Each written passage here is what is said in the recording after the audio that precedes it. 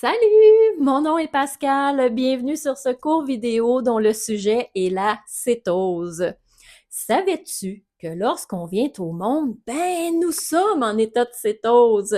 Ben oui, mais avec le temps, la surabondance d'aliments et l'ère industrielle, notre corps là, il a vraiment oublié comment revenir dans cet état de grâce-là. Il y a pourtant quelques façons d'amener le corps à sa puissance maximale. Je t'explique.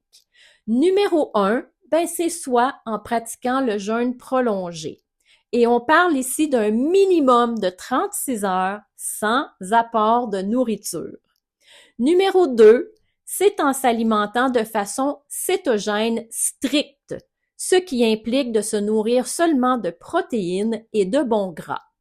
Numéro 3, c'est de diminuer au maximum son apport en calories.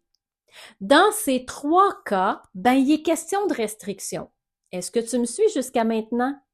Puis ça, là, la restriction, c'est pas bénéfique à long terme pour le discernement mental, puis ni pour le métabolisme. On peut aussi atteindre la cétose en faisant un effort physique soutenu d'une très bonne intensité. Mais encore là, c'est pas tout le monde là, qui est capable de s'entraîner comme un boxeur, puis encore moins comme un athlète olympique, hein? La cétose naturelle, elle s'explique ainsi. Quand il n'y a plus de glucides à transformer, le foie va aller puiser dans les graisses qui ont été stockées pour les transformer en énergie propre et stable, ce qui évite d'avoir un pic d'énergie suivi d'un crack d'énergie. Mais malgré le jeûne et l'alimentation keto, puis toutes les autres actions qu'on peut faire, il n'y a rien qui garantit que la cétose va se développer à sa puissance maximale. C'est pourquoi sur le marché, il existe différents produits qu'on nomme cétones exogènes.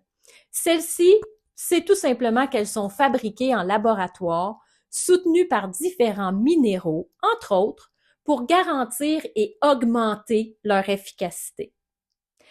Développées au départ par la NASA, testées ensuite au sein de l'armée pour se retrouver quelques années plus tard entre les mains d'athlètes de haut niveau, il y a une élite de scientifiques et d'humains passionnés qui ont accédé au brevet de cette technologie. Ils l'ont étudiée, peaufinée, finalement commercialisée afin de la rendre accessible au grand public. Ainsi est née la molécule de BHB Prove-It, le bêta-hydroxybutyrate, il y a déjà une décennie. 10 ans déjà, peux-tu croire? C'était visionnaire, une ère nouvelle de transformation à plusieurs niveaux, dont les résultats ont impacté aux alentours de 25 000 utilisateurs. C'est énorme! Aujourd'hui, en février 2026, on parle d'une révolution. Afin de demeurer les chefs de file dans l'industrie, Prove-It innove. Demain, le 2 février 2026, la K1 entre en jeu.